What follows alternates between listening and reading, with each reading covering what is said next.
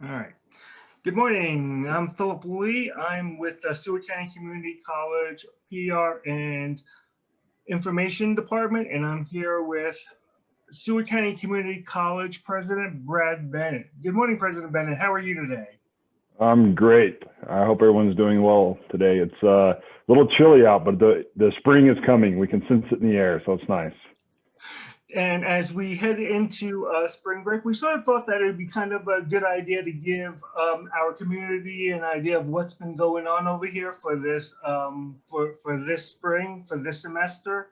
And before we sort of do that, I want to sort of give them an idea of how things were going for you, being a first year president and being thrust into this pandemic. Obviously, that has sort of changed things, and there would be challenges anyway. So, how has the first year been for you so far? That's a good question, and one that is it's been a challenge. It's been very exciting and very positive with the pandemic going on, and I think that the faculty and staff and the executive team had such a good plan in place already that really helped the transition. And of course, through this, since last March when we all started this, we've constantly changed and adapted our plans to do this better and better and better. And we're constantly doing that. We've been focused on that every week on what we could do better. And so I think that's important. But it's not a great time to start your first presidency, but at the same time, those opportunities come along and you either adjust or you don't, and that's up to you. So. Have there been things that when you took the job that you basically had an idea of how things were going to go? Have you had to adapt and sort of change on the fly, or has basically your philosophy has basically been the same? It's just that the pandemic has basically just made you adapt just a little bit or adjust. I think that's it. I believe in coming in and evaluating before making changes. That's always been my philosophy throughout my career, and so these are, while we adapted and changed, it would have been the same, and those changes would have been happening regardless of who was in this position, because we have more information to make those calls. And so it's just about making sure that we're keeping our campus, our community safe, and that we're still doing fulfilling our mission. Our job is to educate people and help them meet their needs, and so we have to do that in the safest manner that we can. So.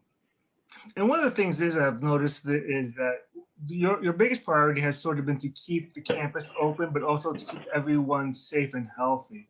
And that's been really, refreshing, not even refreshing, but a really strong statement from you that that's what you like to do. And, there have been opportunities for you to be a little bit more liberal, I guess, so to speak, to open things up. But you've been really pretty conservative about that. And I think that if we talk about philosophy, things have been going really well. We've hit the this health and safety factor pretty well, I thought. Yes, and I think that regardless of the other activities going on or safety protocols, at the end of the day, we know that most of our students want to be in person in the classroom learning, and so that's our end goal. And everything that we have done this year has worked towards that goal to make sure that's happened. And that's like our randomized testing program. That was our next step that we needed to take.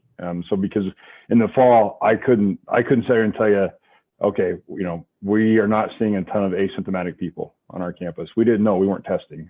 Now we can say that we are not seeing asymptomatic cases at this point on our campus, and allows us to really keep campus safer and make sure that we're taking care of our faculty, staff, and students, and the community, which is very, very important. And one thing that's really important too is that you sort of said working with the community. We've been so partnered with the health department going forth, but also as the community opens up, we've sort of again taken what's best for us and sort of not to try to I guess dismiss the county, but just working for what's best for us and working together. Again, it's all about unity and community. It is, and I think I had a community member ask me about that. How come our protocols are so much stricter than other businesses in town? And other businesses operate on a different scope than what we do, where we bring 1,500 people one area and ask them to interact in classrooms and stuff, it's a very different environment than if you walk into a grocery store or something like that. And so it's very important that we keep that in mind as we make these calls. We have a lot of different people from different areas come to our campus and travel in every single day. And so it's very important that we look at that aspect of it. Okay, great. So let's talk a little bit about this semester. Give us a general update of how you think things have been going so far, maybe from just from a general point of view. Sure. So first of all, I'm so proud of our faculty, staff, students, the community. It's been amazing to see the focus on the safety protocols and making sure that we are keeping those in focus. The semester has gone great. We did 1 week of remote learning in January, just to let the cases drop down from the holiday season, or at least peak. And then we've been in person since. Our COVID team still meets twice a week, more if we need to, but we're keeping a constant focus on that. And so the semester is going well. We're doing randomized testing. We're testing about 40 individuals every week, which has been awesome. The students have been great in participating in that, and we greatly appreciate that.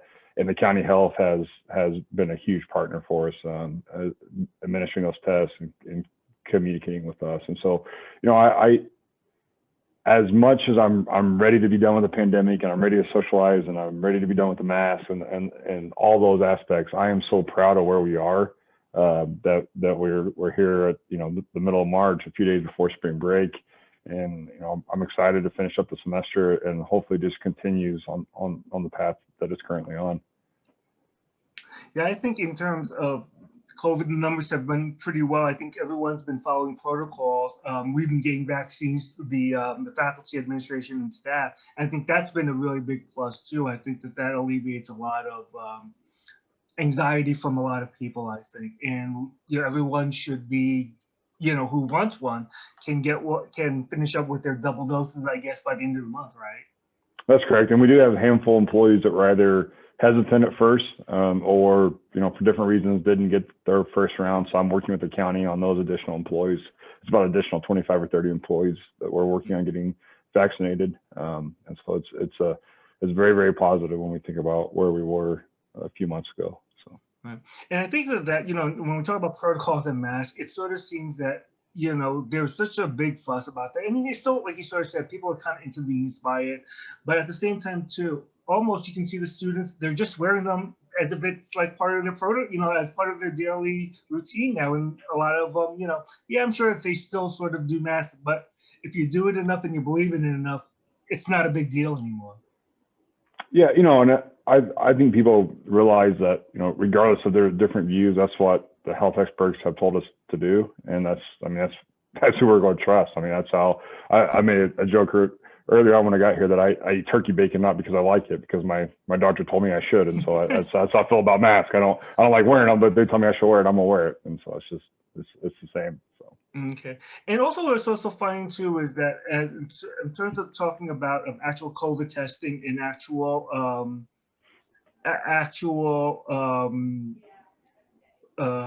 people who actually have gotten it. We're finding that asymptomatic people are basically asymptomatic and they haven't had it, but a lot of the cases that we're getting have been people who have been coming onto campus, correct? That's correct. And the bulk of our cases this semester, which have been very, very low, have been symptomatic people. We have not seen any asymptomatic people through our randomized testing process, which is great because, in the fall, we didn't know that. I mean, we couldn't sit there and said that. So it was an adjustment that we needed to make in the fall. Tests were not available like they are today. And so, the country, the health experts have shifted that. And so it's really helped us control, because when we do find a positive, we can isolate it very quickly versus, not knowing for a long period of time. So. Right, and and you just sort of mentioned it. In the occasion that we've had a few outbreaks, nothing big, but we've had a couple of people who have had it. But for the most part, we've been pretty good. Yes, really, this spring we only had one where I call outbreak, where we knew a case was given to other people in the same environment, and we actually ended up getting 3 cases out of that cluster, I guess, and then we were able to stop it at that point. And so, that's only one that we've had. The other cases we've had is, you know, a student lives off campus, or, you know, maybe, you know, a high school student or something would test positive. And then, you know, we would isolate that person from our campus, but it's been very, very kind of ones and twosies. So, which is great, because that's what we're trying to avoid. So. Right. In terms of the education and instructional, how do you think things have gone through with the students learning, the faculty? You think that we're again moving towards a good semester from that point of view?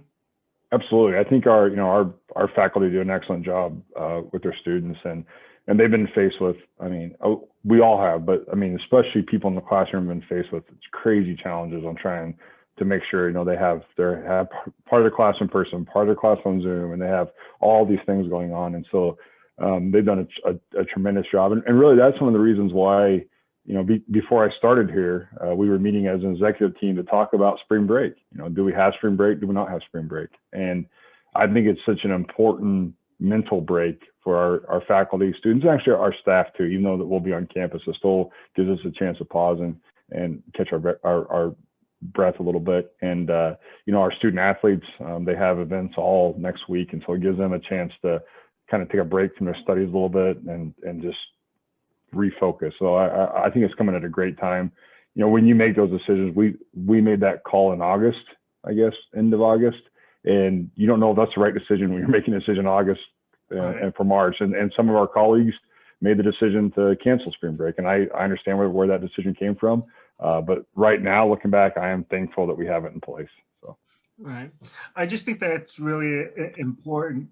You know, we go in and we throw in the pandemic in, but yet there are just other just general things that happen every year that they have to face, and they're under a lot of stress and, you know, facing certain problems or situations that suddenly cause them, the faculty, to overload suddenly. And, you know, this would have happened anyway, but now on top of it with the pandemic, it just makes things a lot harder. And, you know, I think everyone sort of is trying their best, but like you sort of said, I think that everyone sort of needs a mental week to sort of decompress and then get ready for the home stretch, because we're halfway through it, and before you know it, it'll be graduation.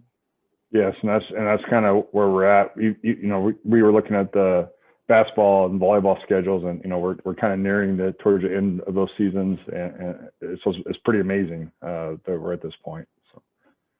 Let's talk a little bit about the athletics. It has sort of been an interesting where we've had 5% people coming in. How do you think things have gone in terms of fan participation and, you know, holding events with fans?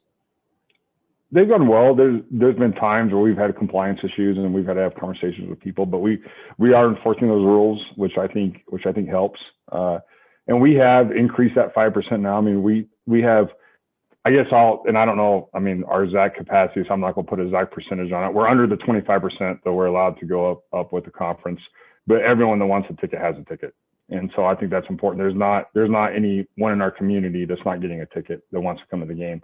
I think what you're going to see is, and maybe it'll be a little bit different here, but I think across the country, it's going to be very slow recovery for people to want to attend those types of events again as we come out of this. And so I think it's going to be a while before people are comfortable, even when it's safe, to be back in those larger environments. And so I think we're seeing that within our community, that at first everyone's like, oh, you don't have enough tickets. And now we're seeing that everyone has a ticket that wants a ticket, and we're getting everyone in the game that wants to see it. And we're just not getting the demand for that, which I understand that. This is something that none of us have ever gone through before. And so it impacts us all differently, but for the most part, our folks have done a tremendous job. Our community members, our boosters, our fans have done a tremendous job following safety protocols. And so I'm so proud of them with that. And we'll continue to monitor it, make adjustments as we have to. But it's been very, very positive. So. Yeah, I think that we've seen a lot of community support, you know, in general. You know, you can certainly say within the academic, but also in the athletic world as well. You know, I think that people, you know, everyone's going to sort of have their opinion one way or the other, whether or not, we have enough tickets. Should we be opening for popcorn? Should we have soda, stuff like that? But again, the bottom line is to be safe. The bottom line is to just sort of stay the course. The bottom line is to make sure everyone has a good time without compromising safety and health. Yeah, and we're just not seeing. I mean, even with our students, we're not seeing the demand. We make our student tickets available, and there's leftovers for those every game. And so I think it's, for a year we've done everything virtually, and so it's going to take some time for that to come back. And trust me, I am ready for popcorn. I love popcorn. I'm terrible at popcorn. I love it more than anything. I'm so ready for that day, but we're just not there yet. So. Yeah, I think that you sort of hit it also on the head there, Brad, President Bennett, with that. People aren't used to doing, when you have the ability to come in all the time without thinking, when you have to come in to get tickets anytime that you want. I think that now when you change your little things, it takes a little bit of time to get used to those things. And hopefully, come the fall, when everyone hopefully is vaccinated, the protocols are lessened, we can sort of go back to a little bit of normalcy. And like you said, people sort of kind of forget sometimes when you don't go a lot, you have to build it back up again. And I think that's what, especially our fans, need to sort of realize. I think that it's not that they don't come. Sometimes you just sort of sometimes you just sort of think about it, out of sight, out of mind. Yeah, I think that's absolutely true. So yeah, it'll be interesting to see once it is safe, how quick that we recover. Not Seward County, but as a society, I guess it'll be interesting to watch. So as the sports season continues, basically we're, like you said, if we need to, we can keep on growing in terms of capacity, because we're not even close to that. But for the most part, things are going pretty well, though. Right, and we're putting out plenty of tickets.